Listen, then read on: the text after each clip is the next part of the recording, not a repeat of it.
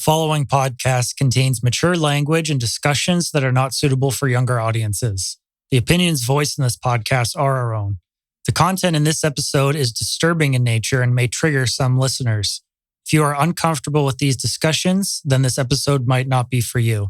Listener discretion is advised. Can I assume you're going to be discreet? It's possible. Would it surprise you to know that when the CSI officers were looking around her property, that they identified a set of tire tracks? They identified those tires as the same tires on your Pathfinder. Really? Yeah. This is a photocopy of the boot that you took off your foot just a little while ago, okay? Yeah. Now, you take a look at this print, and again, this is one print. This person walked through, there's several different prints to compare. So we're going to get features off of one print to compare, features off of another print to compare. Yeah. These are identical, but you and I both know you were at Jessica Lloyd's house, and I need to know why. You want discretion. We need to have some honesty, okay? Because this is getting out of control really fast, Russell. Okay, really, really fast. This is over. It's hard to believe this is happening. So where is she? Get him out.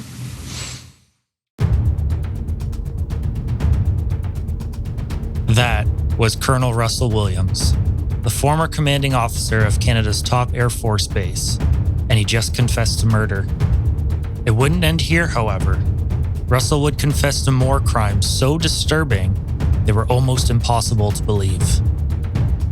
How could someone with so much going for them commit such horrific crimes? What led him to turn such twisted fantasies into reality? This is the Strange and Undecided podcast.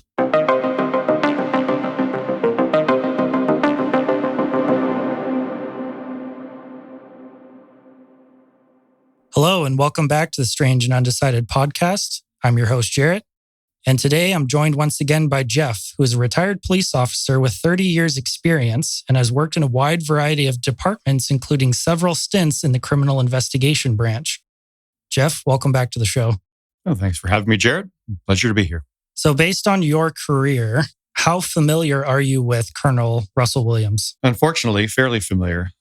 It's one of those things in the career. I didn't deal with them personally, but the interviews that happened subsequent to his arrest, we utilized those in our criminal investigation techniques training course. So interviewing courses and the way the techniques were utilized, but also used him as a subject, his behavior, motivations, which is a big part of what an interview will be.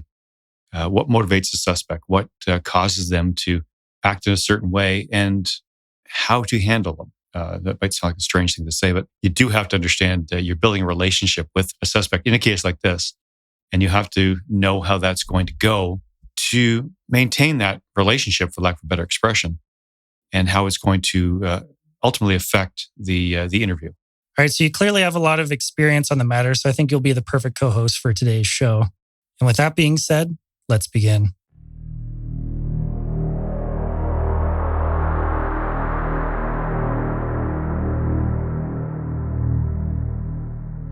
David Russell Williams was born to Cedric David Williams and Christine Norrie Williams March 7th, 1963 in Bromsgrove, Worcestershire, England.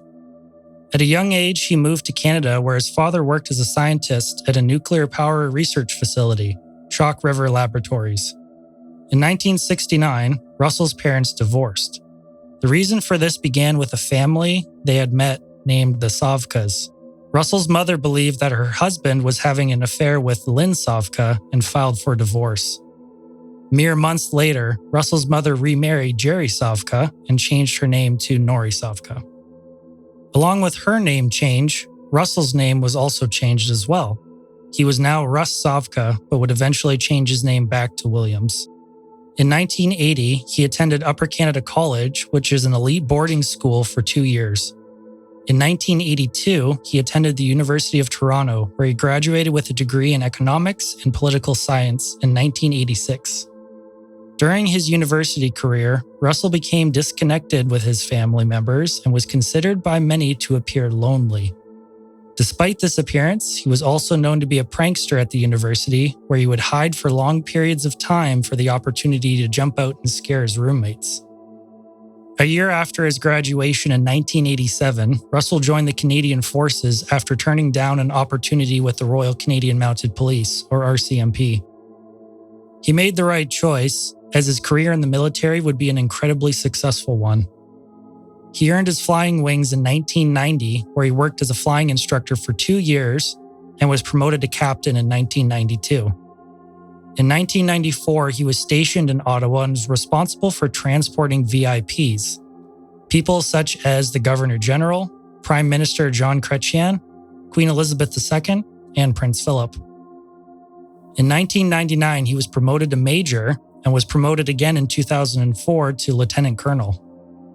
Also in 2004, he took over command of 437 Squadron at Canadian Forces Base Trenton, or CFB Trenton. By 2005, he was appointed as the commanding officer of Camp Mirage near Dubai, which was a position requiring top-secret security clearance. The base was responsible for providing support to the Canadian forces fighting in Afghanistan at the time. Before he claimed this position, Russell had to undergo an intensive search into his background as well as everyone in his life. One blemish and it would all be over. Russell passed the examination with flying colors. He also passed the subsequent yearly examinations, determining how effective he was as a leader. He served in this position until May of 2006. Afterwards, he returned to Canada and began working at the Department of National Defence headquarters in Ottawa. Due to his stellar performance, Russell was assigned in July of 2009 to be the commanding officer of 8 Wing Trenton, Canada's top Air Force base. In terms of his personal life, Russell married Mary Elizabeth Harriman in 1991.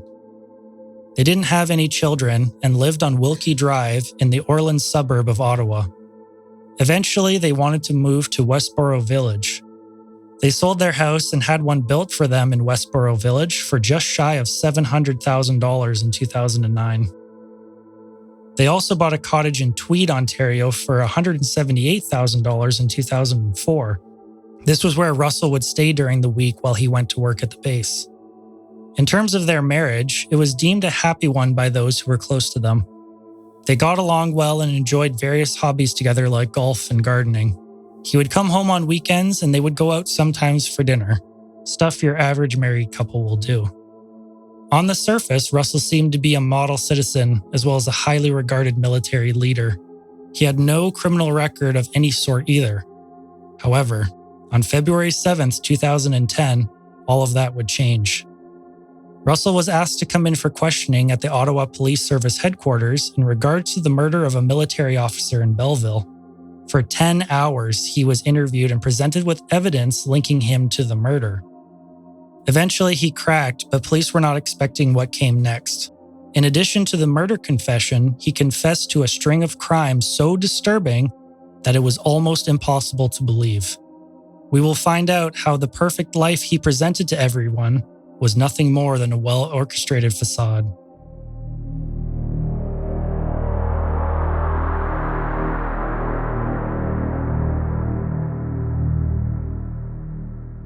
As mentioned before, Russell would spend much of his time in the cottage he owned in Tweed. Usually, when you go to a cottage, it's a time to relax and unwind. Well, Russell did unwind, but in a very different way. Like I said, he stayed at the cottage during the week by himself while his wife stayed at their home in Orleans. It made sense considering the cottage was closer to where he was stationed at the time, CFB Trenton. However, under this guise, he would use his solitude for much more nefarious purposes. In September 2007, Russell began watching the houses in his neighborhood and would break into people's homes when they weren't there. He would steal various personal items. He even broke into a neighbor's cottage when they weren't home and started sifting through the underwear drawer of the young girl that lived there. It only got more disturbing from here on. He kept breaking into homes in the Tweed and Belleville area and would steal underwear and bras from young women and girls.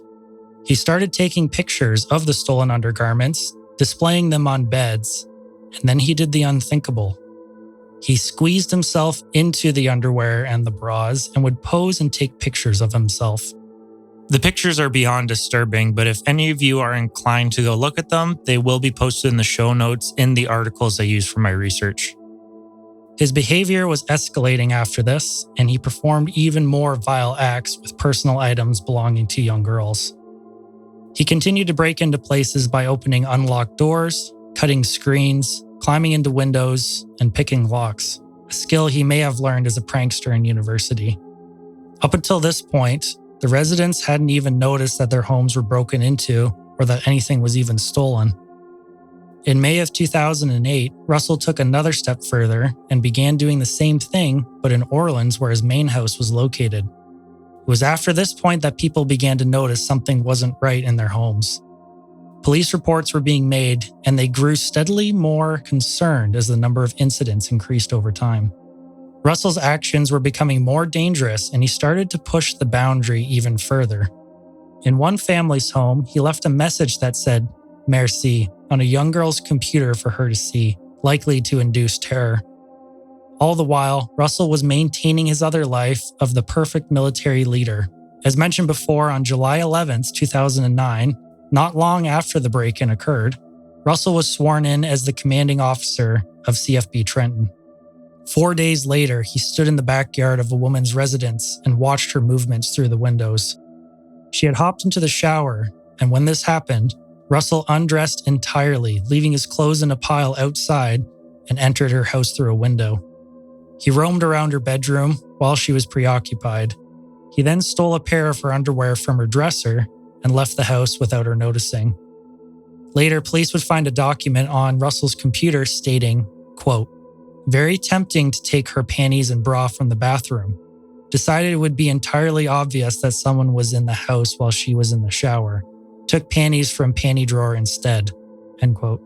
It's interesting. As much as this may come off as being very, very bizarre, and it is, the pattern that it's being shown was very, very typical.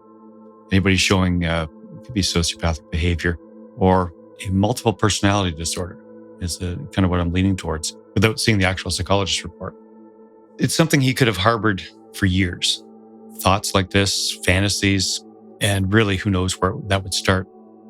But it goes for a long time with the fear of being caught, being able to come out of from inside to be a physical outward act. And it'll always start slow. It'll start small. If you go back through any number of, in the States, Ted Bundy, Richard Ramirez, you look at here in Canada, Paul Bernardo, they always start small. And then they're kind of emboldened by their successes as they see them. Just going into a cottage when nobody's there, taking some underwear, playing with them for a while. Every time he does that, it builds his confidence. And it tends to escalate the behavior. It's kind of an evolution in his mind, and probably further develops the split personality, or the multiple personality disorder that it appears that he was certainly dealing with. On one hand, he's the respected military leader, good husband with a solid marriage, just so looked up to. Then he can step out of that, almost like a set of clothes, and indulge his fantasies. It's not just going through the clothes, trying them on, and the different fetishes that are starting to present themselves at this time. It's the fact that he sees himself as mentally superior. He can do this without others knowing. He can go into their houses and watch them, and they don't know that. He sees himself as more intelligent, more aware. And as the crimes grew more and more severe, that's a big part of it. It's not just the act itself, the fact that he is doing things and that he has knowledge that others don't. He could be sitting in with high-level superiors with the military, and he can have in his mind knowing what he did the night before. They have no idea.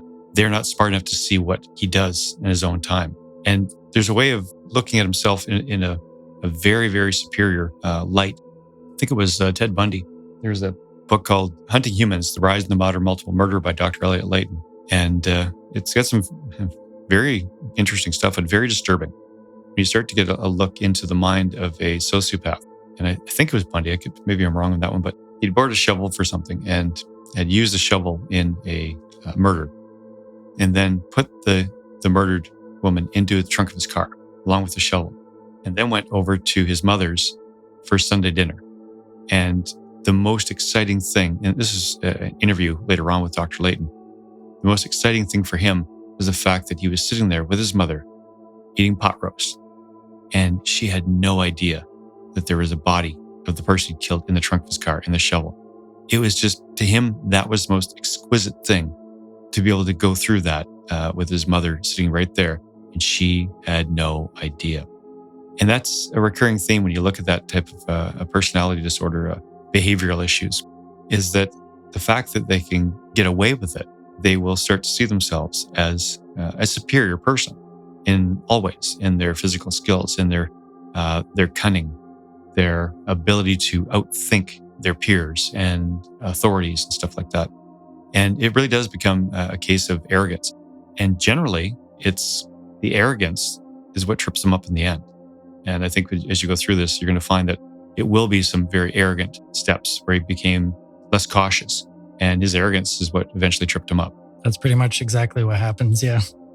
So these break-ins occurred until September of 2009, until that was not enough to satisfy Russell anymore. Once again, his behavior escalated and now became physical. On September 16th, 2009, back in Tweed, a woman and her 8-month-old baby were asleep when Russell broke in, bound, and blindfolded the woman, sexually assaulted her, and took pictures of her while she was naked. He didn't leave for 2 hours and reassured the entire time that the woman would not be harmed, nor her baby. Only 2 weeks later, on September 30th, 2009, Russell struck again. He broke into the house only 3 doors down from his own cottage. This wasn't the first time Russell had visited her home. He had broken into the house and stolen pieces of clothing before when the woman wasn't there. This time when he broke in, he covered her in a blanket and punched her in the head repeatedly, telling her to be quiet in between the blows. He then removed her clothes with a knife, bound and blindfolded her, and took photographs once again. It appeared this time, though, he was more concerned with getting photos than actually committing assault. This ordeal lasted 3.5 hours. Russell even apologized to the woman for punching her in the head and allowed her to take an aspirin. On November 25th, 2009, Russell had reached a horrific new level. He committed murder. 37-year-old Corporal Marie-France Comeau. She was a military flight attendant stationed at CFB Trenton, the same base Russell was commanding. We're going to listen to a clip here of Russell describing what had happened the night he killed Marie-France.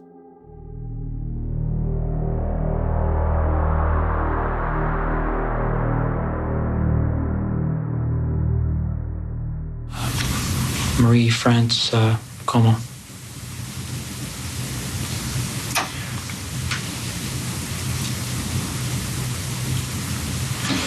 There was an open window in the basement of her house when she was away. I went in there a couple of nights before she came home. Looked around. I went back in there late at night when she was at home. She was on the phone in her bedroom.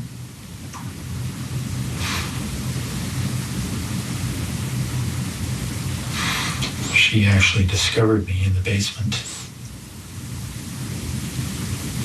She was trying to get her cat to come upstairs, and the cat was in the basement, had seen me and was fixated on me in the corner.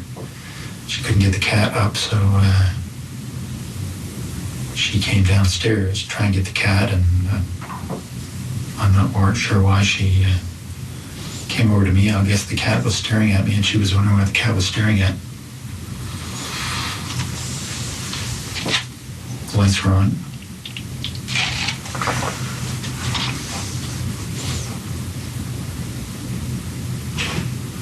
So when she spotted me, I had the same flashlight. I subdued her. Tied her up, brought her upstairs.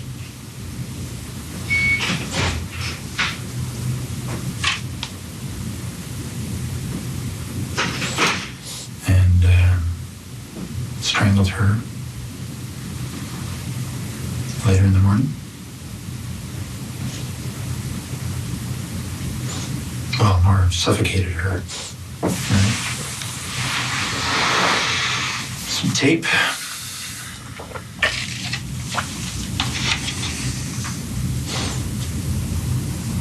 left her there.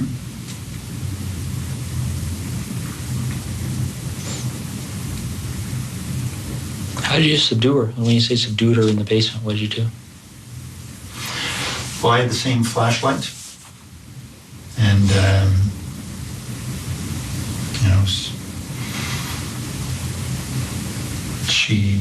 she saw me right away. So it was just I hit her a couple of times and around her head, try and knock her out. Didn't, but she was bleeding a little bit.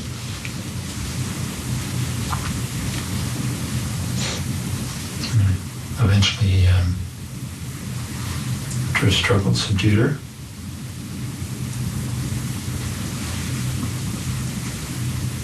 Okay. Any blood from that struggle? Oh yeah.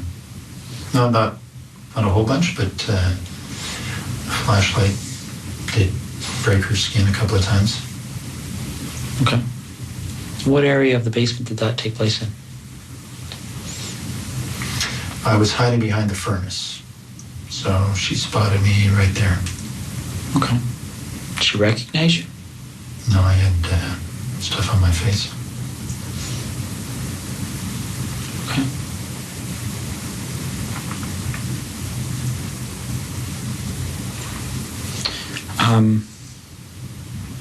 So you go upstairs, and you said she suffocated? Well, I suffocated her. I put tape on her.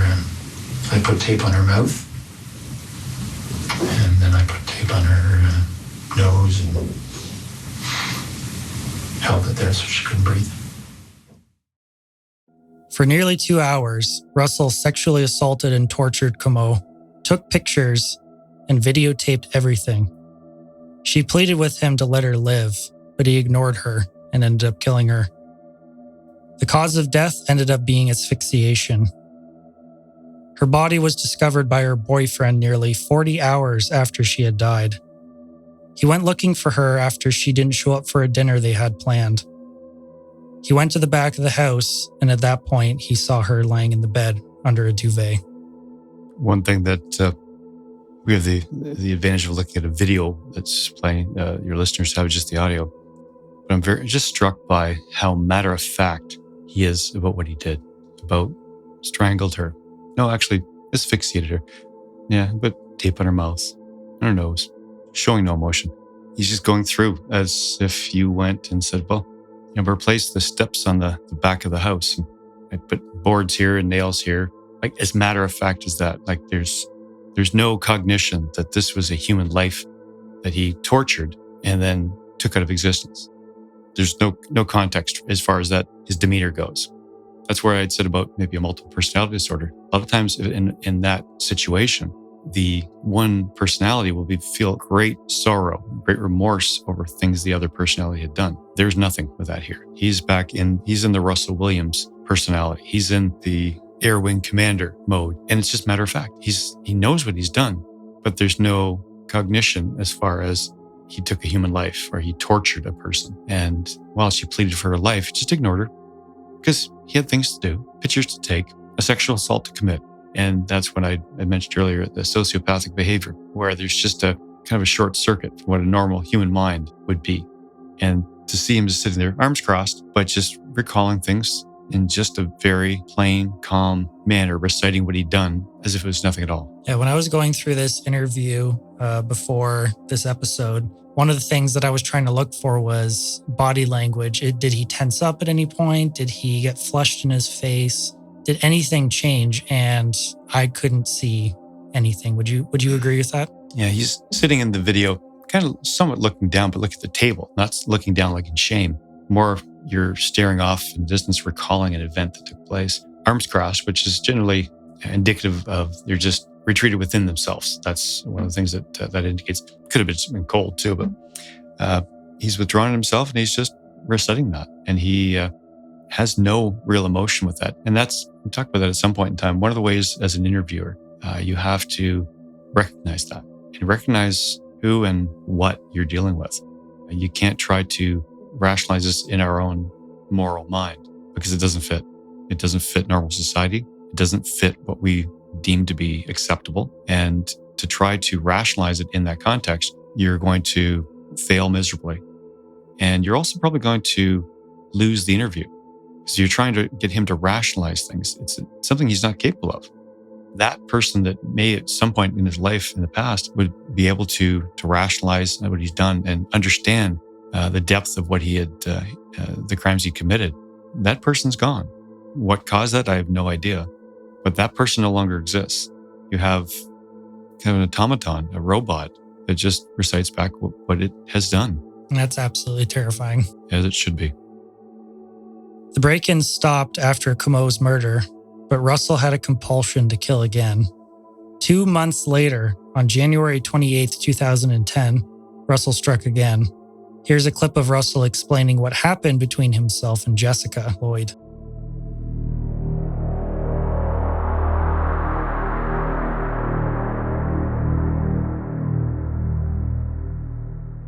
Why don't we start with Jessica? How does that start for you?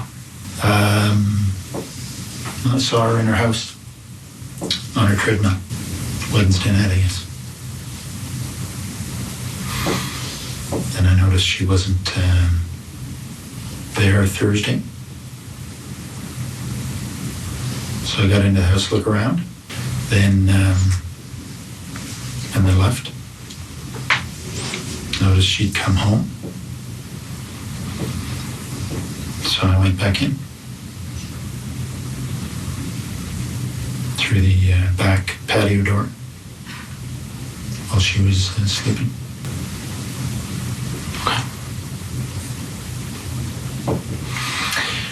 So I woke her up. Didn't hit her. She only hit her once. Friday night. Okay.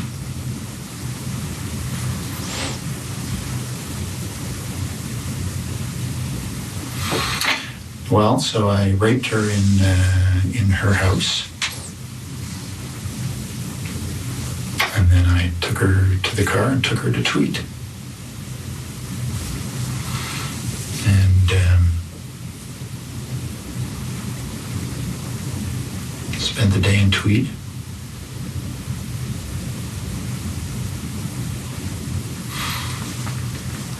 And then I hit her as we were walking. She thought we were leaving.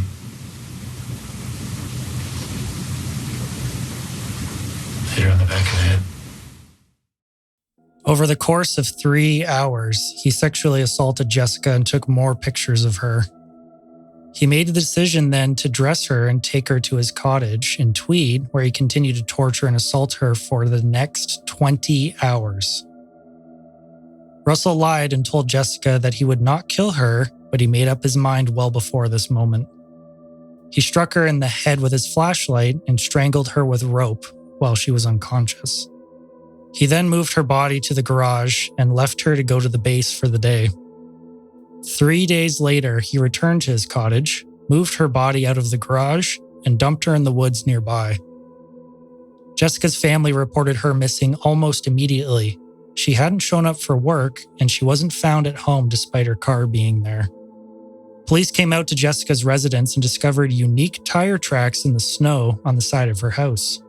They were also able to find a boot impression. An officer working the night Jessica had actually disappeared noticed a silver SUV parked in the field near her house. A week later, the Ontario Provincial Police, or OPP, did something unusual. They narrowed down their search to vehicles that could have this kind of tire on it and took into consideration the officer's report. They checked the suspected vehicles driving on the highway near Jessica's house to see if any tires matched the markings police found. One of those vehicles included a Nissan Pathfinder. It may seem like a long shot, but it paid off. Russell was one of the people that were stopped, and the officer noticed that his tires looked very similar to the tire pattern found at Jessica's house. He was also driving a Nissan Pathfinder. He was allowed to leave, but without him knowing, he was placed under police surveillance. Not long after, the investigators matched Russell's tires on his vehicle to the tire impressions found near Jessica's house. This was the beginning of the end for Colonel Russell Williams. Detective Sergeant Jim Smith brought Russell in for questioning, and the contents of that interview are the clips that you've been listening to. Ultimately, he confessed to everything and was arrested and placed into custody. The Canadian forces quickly replaced him with another commander and removed his biography from the Department of National Defence website. Eventually, the Governor General of Canada, at the time, removed Russell from the Canadian military entirely. His rank was stripped, his military commendations were also removed. His uniform was returned to the Canadian forces where it, along with his medals, were subsequently destroyed. With the announcement of Russell's arrest, police services across the country began reopening cases where young women had been murdered close to wherever Russell had been stationed at the time. The entire investigation didn't just stop at the 2 murdered women and 2 sexual assault victims. Police investigated 48 cases where theft of women's undergarments was reported dating all the way back to 2006. People were being contacted about the break-ins, and some of them had no idea that he had been in their home or had stolen anything. Searches were conducted by police of Russell's properties in Tweed and Ottawa. Russell told them where they would find the evidence. Here's a clip of that.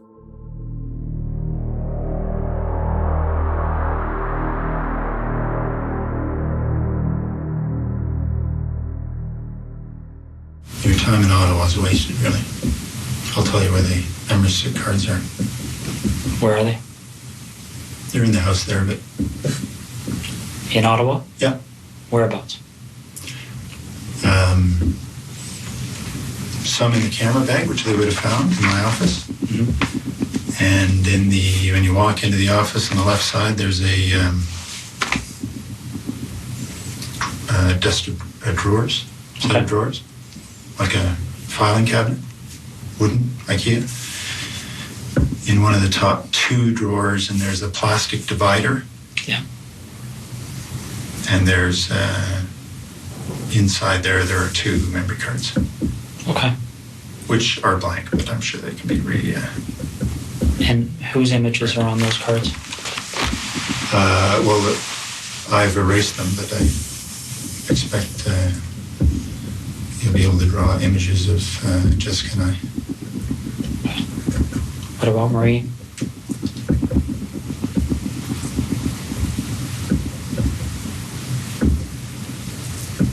There may be images on there as well. And the 2 women from September? Yep. Okay. Do you have those images stored anywhere else?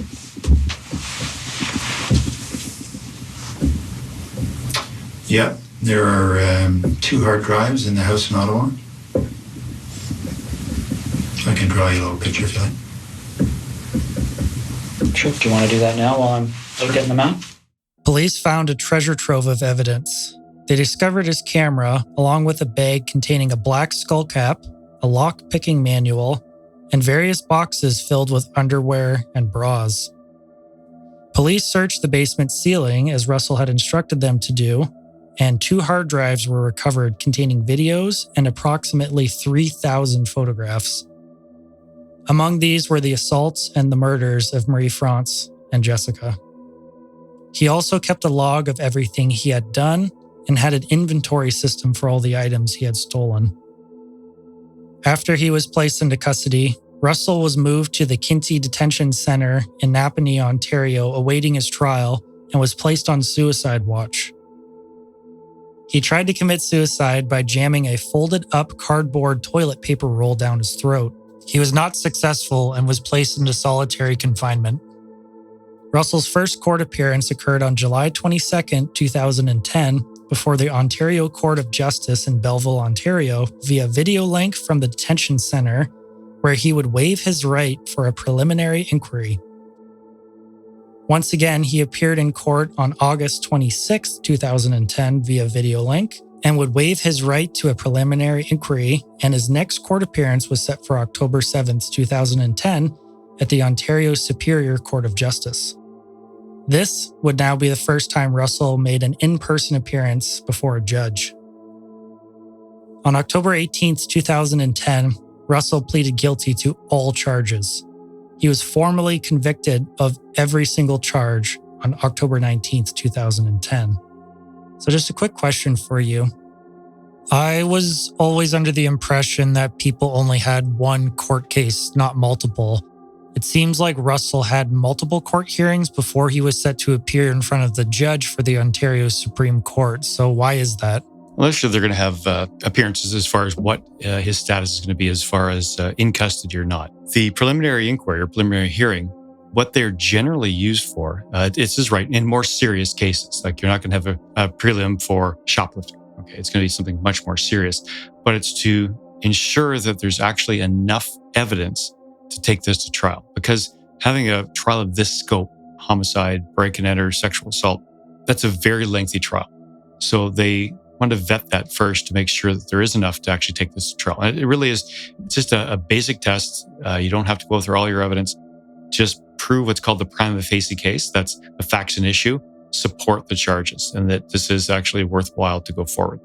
Generally, they're never shot down at prelims. If they've got the charges like this, there's plenty of evidence. So for him to waive that is not uncommon. If he were to want to drag this out, that's where some will do that, just to try to make things more convoluted, because they'll also compare at a prelim what's said, what is done, and make sure that any of the witnesses don't say things in a different fashion. It doesn't matter if they say something contradictory or not. If it's the same, but they've said it in a different way, the defense lawyers will have a field day with trying to make it sound like they're changing their story. That's the dog and pony show that they tend to put on sometimes. So in this case, it was not necessary, but it's his right. It's not up to the Crown. It's up to the accused.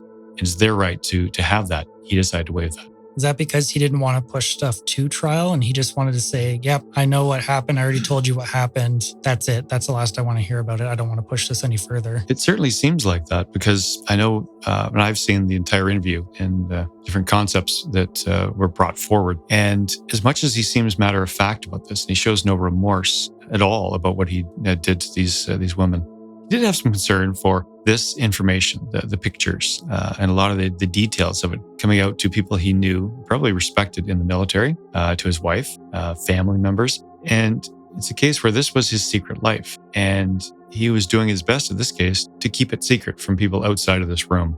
Let's listen to a clip of that from the interview.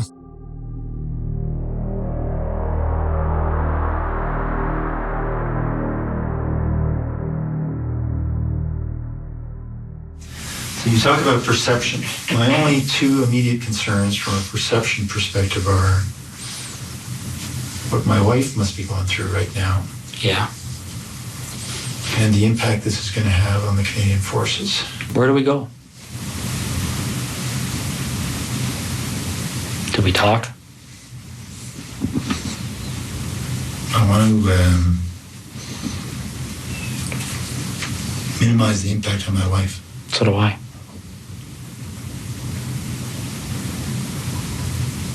So how do we do that? Well, we start by telling the truth.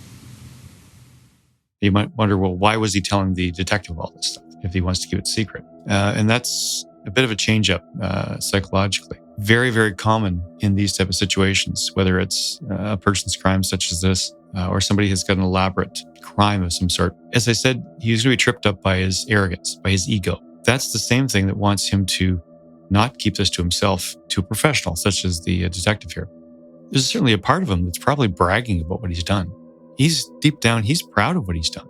And that's, you can tell by the look on his face, he really is boasting about what he's done. And in the case of this with the detective, the little clips don't really show it, but the detective did a very good job building a rapport. And like I said, you can't start letting moral judgment come out in your interview when you're building that relationship. You want to be able to talk and have the person talk freely. I know I've seen some comments about the detective. People thought that he wasn't going hard enough, I think is the terms they were using, wasn't pushing hard enough. Well, I'm going to spin that around. And I know from doing many, many interviews that it doesn't matter what you get out of the interview. If it's not admissible in court, it's useless. This has to make it to court. This has to be admissible. It cannot be a violation of his rights. You can't threaten him, coerce him, or anything along those lines. You have to let this unfold in a manner that it is a voluntary statement. If it's not voluntary, it's not admissible. Okay. You can't force a confession. Like makes for good TV. you'll see on the Hollywood movies and stuff. It's just not reality, especially not here in Canada. If you're to force a confession, violate somebody's rights, that's not going to come out. And if they were to get, say, a search warrant based on an interview that violated the suspect's rights, then that's probably going to be called fruit of the poison tree. And that means they got the warrant based on information that was a violation of their rights, so that information would be excluded.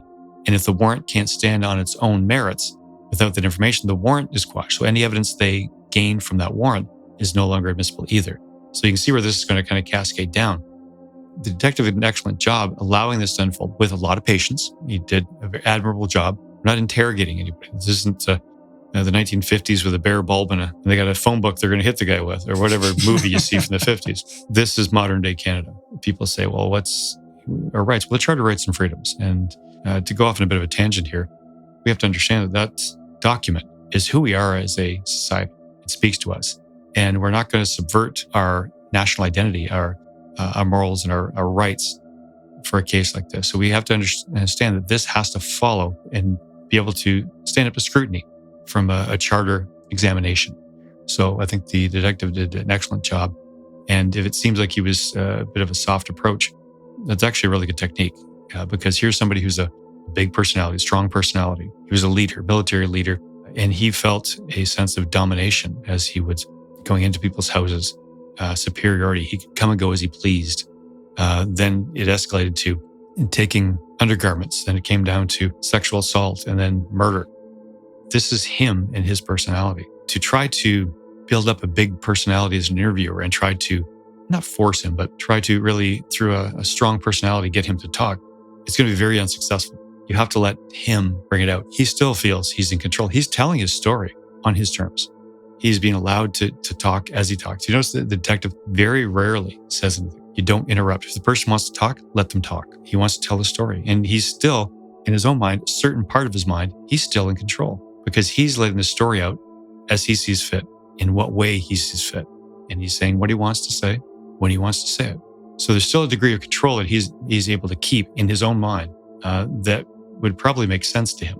So this was a very good example of reading what the suspect is like, their personality, their indicators that how they're going to respond to an interview, and what's the best way you're going to be able to speak to them to get the most information in a way that is admissible in court. That's really, you have to keep asking yourself that question. And it could change back and forth and very, very fluidic sometimes. But once Russell had been caught, he knew he was caught. So now it just would make perfect sense to him that he's going to tell his story on his terms. What little control he had left, he was going to use that control to tell his story the way he wanted to. Yeah, there's actually a point in the interview specifically where he says, well, I guess it's over now. So what do you want to know? And he says it so nonchalantly and kind of matter of fact. Well, guess the cat's out of the bag. Ask away. And it's just kind of ridiculous in my mind. He probably always had a thought in his mind that eventually this would happen. As much as his ego would lead him to believe that he could do this forever with the escalating behavior. He was not a stupid person. He had degrees from the University of Toronto in economics and political science, I believe you said. Yeah. And to rise up within the military, he's intelligent, which is a common trait in many serial killers, sociopaths. Intelligence is there. There's a short circuit in the brain as far as contemplation of kind of a moral parameters that society accepts, but he's not a dullard in any way. He's intelligent. So for him, okay, that's it. Next step. This is what we do. Very military in that fashion. Okay, this is what's happened. The enemy has broken through our lines. What do I do? It's happened. You accept it. Almost like a Stoic philosophy type situation where we accept what's happened in life. We don't begrudge that. We just respond to it. And that is a very clinical way to look at things. It's just, I'm not going to begrudge what's happened. I'm not going to complain that you've caught me. Okay, I'm caught. Now what? Distinct lack of emotion there too. Mm-hmm. That was the big thing I noticed, just the absolute lack of emotion in pretty much everything he says. Mm-hmm. On October 21st, 2010, Ontario Superior Court Justice Robert Scott sentenced Russell to 2 concurrent terms of life imprisonment with no chance of parole for 25 years for the murders. He was also sentenced to 2 10-year sentences for the sexual assaults, as well as 2 10-year sentences for forcible confinement. Finally, he received 82, that's an 8-2, 1-year sentences for the following: 61 counts of breaking and entering and theft, 11 counts of attempted breaking and entering, and 10 counts of breaking and entering with intent to commit an indictable offense. His sentences will run concurrently. So you may wonder what all that means, concurrent, consecutive. All of it runs concurrently. It means all these sentences are running at the same time. Charged and convicted of 100 different things, but they're all running at the same time. So they're actually really left to the most serious ones, the homicides. And you say, well, what's with the 25 years? Well, that's statutory. No matter first degree murder which is what he's convicted of. And it says automatically that you have to be eligible for parole at 25 years. That's it. You can't just say forever and ever. Now, that said, it doesn't mean he gets out after 25 years. If you look at the murders at 25 years, everything else that he's convicted of is subservient to that. They're all going to run at the same time. If they'd have done the 82 charges and somehow, which I've never heard of it being done, but consecutively, that means they'd run one after another. When the first one would end, the next one would start. That'd be different. And they didn't do that. Everything ran concurrently. So it all gets thrown into one basket. It's all predicated on the life imprisonment, no chance of parole for 25 years. At the end of 25 years, he can apply for parole on those things. Doesn't mean he's going to get it. Like you look like a Paul Bernardo, never getting out, too much of a danger to society. And I think this is the case where he's not fighting it all the way. He's pled guilty to it. I don't see where they would ever allow that to happen. Although stranger things have happened. We have a legal system, and I think it's important for people to understand that. And I don't mean this in a derogatory way, but you have to understand, people talk about our justice system. We don't have a justice system. We have a legal system. We have a set of laws, and we have the legal rules that go with that. And you have to follow those rules. If it was just justice, then we'd look at it and go, okay, you know what? He did this. He stays in jail for life, because that's good justice. We have to follow the legal rules as they're set out, and it's our legal system. And people sometimes don't understand the difference between the two. Justice means you're just going to do what's right. Legal system, we have to follow the rules that are written out, statute, law, as it were. And that's really what we have. So at 25 years after his conviction, he can actually apply for parole, and we'll see what happens. That was, I think we're already, 14 years into it? Yes. And so we'll see in another 11 years what happens. Russell was sent to Kingston Penitentiary to serve his sentences in the segregation unit. However, the prison decided to begin the process of closing, and he was transferred to Port Cartier Institution, which is a maximum security prison located in Port Cartier, Quebec. The same prison where serial killer Robert Pickton of British Columbia was imprisoned before he was attacked in a prison riot and succumbed later to his injuries. If you haven't heard of Robert Pickton, you can check out episode 10 where we cover his case. While in prison, Russell attempted suicide again and was unsuccessful. He had even written a suicide note in mustard. I'm guessing at this point some of you are wondering about the psychology of Russell Williams. Why was he like this, and how could he have led this double life, blemish-free, until he was caught? From an article written by Maclean's, the experts looking at his case are even stumped as to the why. Someone who had everything in life and had so much respect and community involvement, how could they be a monster? That's going to be quite a lengthy psychological profile. I think if they were to do a forensic examination of his psyche, his life, you're going to find that there's certain things that would have cropped up early in life, fetishes, as it were, which may be a fantasy, whether it's things he saw, magazine, movies, imagined, whatever it might be. Something triggered something in him, whether it was an erotic interest that he found appealing for some reason, and that grew over time. It would be a secret fantasy. Some people might say, okay, what's your fantasy? I want to pitch in the World Series for the Detroit Tigers. There's my fantasy. Harmless, never going to happen, no matter how much I try. But different fantasies will strike people in different ways. Talking to friends, they mentioned the different fetishes with the rise of the internet, especially. There's any fetish a person could possibly have, you can find an outlet somewhere in the internet these days. And it's a very, very strange place. You know, they talked about pedophiles. I know they have Russ listed as a pedophile, even though he didn't assault anybody under the age of 18 or 16, but it was touching the underwear and the girls' clothing and stuff like that. So, but you look at that. When I was a kid, they always had the stranger danger type thing. Arm your kids in a way with knowledge to stay away from strangers, to keep the pedophiles away from our children. Well, with the internet and everything we have now, that they have access right in the middle of our homes, on their phones, chat rooms, you name it. It's a free-for-all for these people with these obsessions and fetishes. I would have to be a forensic psychologist to really delve into that, why these things happen. Some would say, is there abuse in the past? I don't know, but his history. Is it things he saw, things he was privy to? But those aren't excuses, because people deal with traumas their whole life. Everybody does. So to say, oh, he was a victim of his parents breaking up and there was affairs and that drove him to that. That happens, unfortunately, quite a bit. It doesn't drive people to sexual assault and murder. That's an excuse. And that's unacceptable to sit there and try to give him a crutch to say that he was a victim of this earlier in life. And you just have to say, no, I'm not going to perpetuate that in my life. And that's not the person I am.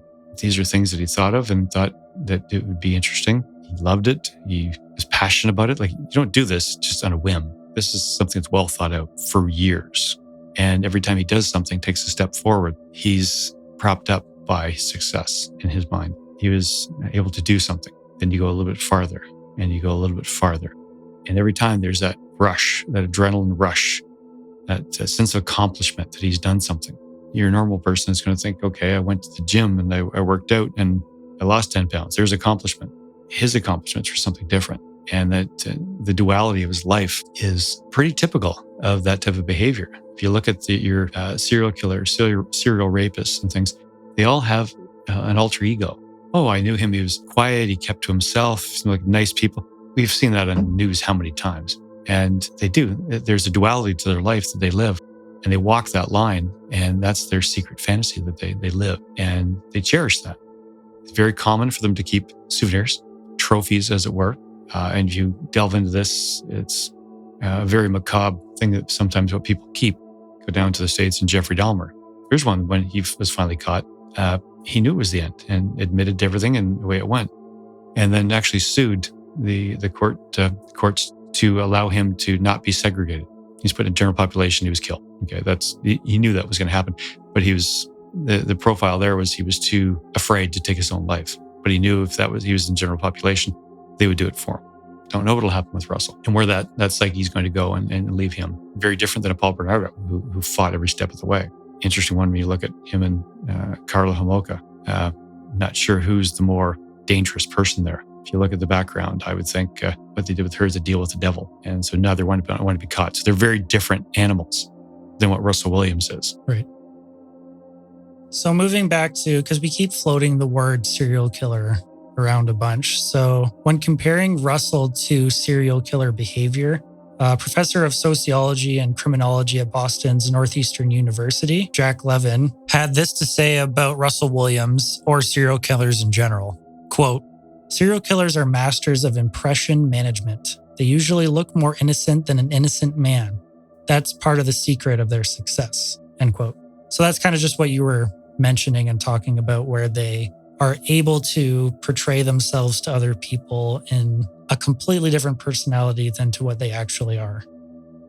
So Russell is unique in the sense that nobody like him has held a position of such importance and committed such terrible acts. He is not technically classified as a serial killer according to the FBI and RCMP, as a serial killer is someone who has killed at least 3 or more people. Russell is still labeled with this term because there's no doubt that if he was not caught, he would still be killing. Russell is also considered a sexual sadist by experts. This means that he experiences sexual arousal from humiliating victims or inflicting pain upon them. This is evident when he put his victims into various poses and photographed or videotaped them. He would also, quote, subdue, end quote, them, as he put it, by inflicting pain and asserting his control before sexually assaulting them. And that's pretty typical. As much as we say this is such aberrant behavior and so far outside the norm, when you delve into that arena of that type of psyche, this is garden variety. This is the norm for that type of person. There's nothing that's dynamically new. It's almost fits into the meet standard for the psychopaths. Well, that's the thing I found really interesting, was that a lot of experts said, oh, he's so unique. He doesn't follow any of the forensic pathology that's been demonstrated before. And the more kind of we talk about this, but the more I've also researched, he falls exactly into that category. He's not special in any certain way. And special is probably not the right word, but he's not unique in any certain aspect. He's the exact same. I'd question those quote unquote experts. Nowadays, you can be an expert on pretty much anything on the internet if you really try. This is behavior that, I think Dr. Layton's book, I read that back in the 1990s when I first became a detective. And it was interesting reading. And there's themes that were in each one of those. And I've done quite a bit of reading since that point, just to kind of hone my skills of suspect awareness and like the body language cues, the way the interviews move and flow, and to look for keys and triggers that are in an interview, whatever you can get to understand the personalities. There's common themes for all of them. The circumstances are different, yes, but that's just people. Everybody's a different person. But the themes, the mindset, the lack of emotion, the calculating thoughts that are put into this, and how it appears to make perfect sense to the individual that's perpetrating these crimes. Like, Tim, this is just, I did that. There's almost a degree of like, well, yeah, of course I did. Well, yeah, I subdued her. Hit her with a flashlight. Of course, like, couldn't have her walking around. Very matter-of-factly, which that's one of the things that strikes me as one of the more disturbing parts of this, is how matter-of-fact he was about the thing. Did this, and he put her in a position to take some more pictures. Like, it's almost like he's looking at the detective and saying like, well, yeah, of course I did. I'm glad you brought that up, because in the interview, when he's asked why he killed those two women and he didn't kill the other two women that he sexually assaulted, his reasonings were so, I guess, rational. Like, he rationalized, I killed them because they could have potentially linked me to like the military officer, like Marie France. If he killed her, there's a link right there because he's the commanding officer at the base. So he said, I had to kill her because it would have been too obvious. And Jessica Lloyd, it was kind of the same thing too. He killed her because all these crimes had been happening in that specific area and it could potentially be linked to him.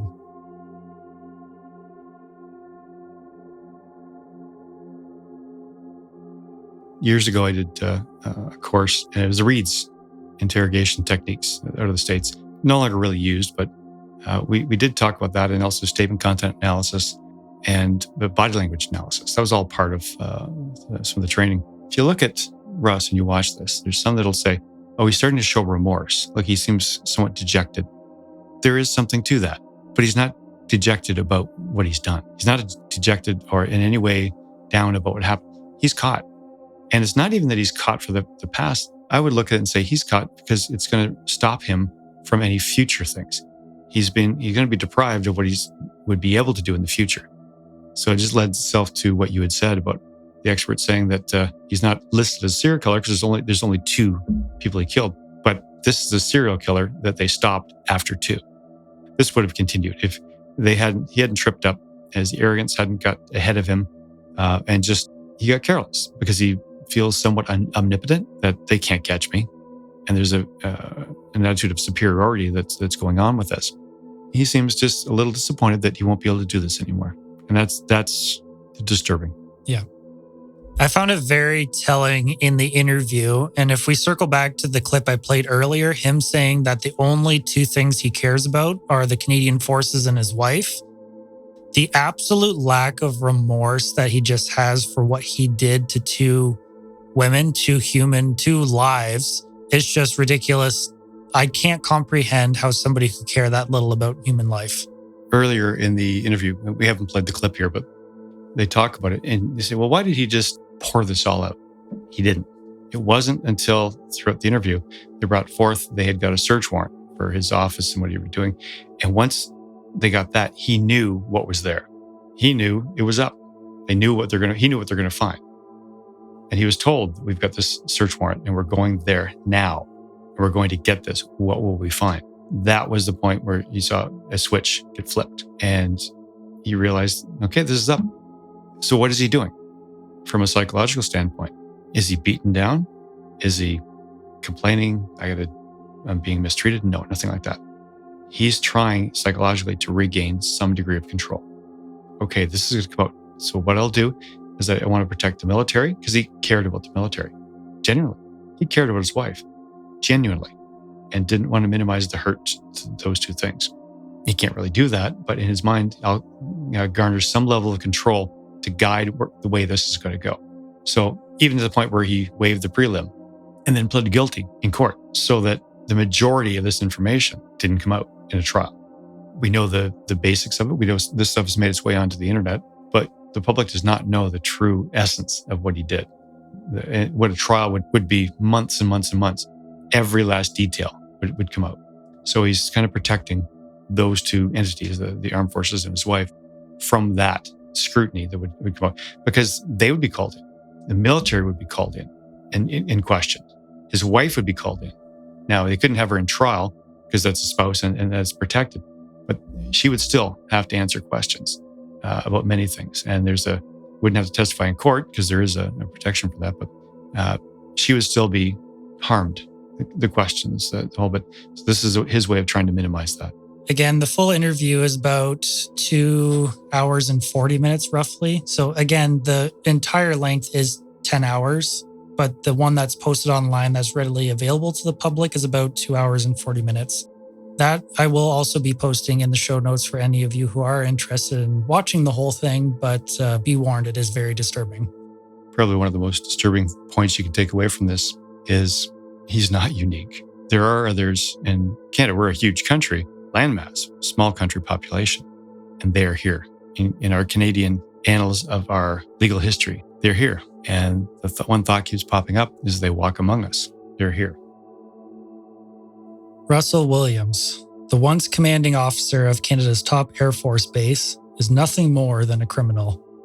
A criminal who selfishly took the lives of 2 women bound for far greater things. Our condolences go out to the victims and the families in relation to all the crimes that he committed. As for his sentencing, it is likely he will never be free again and will not be granted parole in 2035. By then, he will be 72 years old, but that doesn't change what he did. People like this will never change.